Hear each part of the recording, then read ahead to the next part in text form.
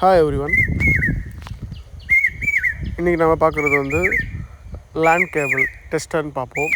So networking பண்ணுறவங்க எல்லாருக்குமே இது கண்டிப்பாக யூஸ் ஆகும். ஸோ இது ஆல்ரெடி நான் வாங்கி யூஸ் பண்ணிகிட்டு இருந்தேன். ஆல்ரெடி ஒன்று வந்து யாரோ எங்கிட்டேருந்து எடுத்துகிட்டு போயிட்டாங்க தெரியாமல். ஸோ அகைன் இன்னொன்று வாங்கி இது யூஸ் பண்ணியிருந்தேன். இது பேசிக் தான். நம்ம பேட்டரியை கனெக்ட் பண்ணிவிட்டு நீங்கள் வந்து ரெண்டுடைய லைனையும் நம்ம கொடுத்தோம்னா செக் பண்ணிக்கலாம். 8 உள்ளே வந்து லேண்ட் கேபிளில் 8 கோர் வரும். அந்த 8 கோர் கனெக்டிவிட்டி கரெக்டாக இருக்கா அப்படின்ட்டு செக் பண்ணுறதுக்கு தான் யூஸ் ஆகும். ஒரு எண்ட் டு இன்னொரு எண்டு. ஸோ நான் பேசிக்காக செக் பண்ணுறேன் பாருங்கள். ஸோ ஒரு ரெண்டு இதுலேயும் ஒரு ரெண்டு இதுலேயும் இதில் 2 டைப் கொடுத்துருப்பாங்க. நம்ம எந்த லைன் யூஸ் பண்ணுறோமோ அதுக்கேற்ற மாதிரி வச்சுக்கலாம். ஸோ இந்த மாதிரி லைட்டு மேலேருந்து கீழே வந்து கரெக்டாக பிளிங்க் ஆகணும் ஆர்டராக. இல்லை ஏதாவது ஜம்ப் ஆகுது அப்படின்னா அங்கே ஏதாவது ஒரு கனெக்ஷன் லூஸாக இருக்கும்னு அர்த்தம்.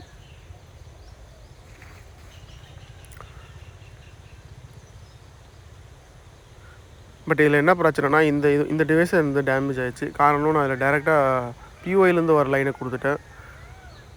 பட் நீங்கள் அந்த மாதிரி தப்பு பண்ணாதீங்க. இது வந்து பாஸ் த்ரூ கேபிள்னு சொல்லுவாங்க. இதுவும் அமேசான்லேருந்து தான் ஆர்டர் போட்டோம். அரௌண்ட் 250 அந்த ரேஞ்சில் வருது. ஒரு கேபிள் ஈச் உங்களுக்கு 6 to 7 rupees அந்த ரேஞ்சுக்கு வரும். இதோட என்ன பெனிஃபிட்னால் நம்ம வந்து பாஸ் த்ரூவில் கொடுக்கும்போது வயரு கரெக்டாக இருக்கும். ஸோ இந்த கேப் வழியாக வயர் வெளியே வரனால நம்ம கனெக்ஷன் வந்து கரெக்டாக அடிக்கலாம், மிஸ் ஆகாது.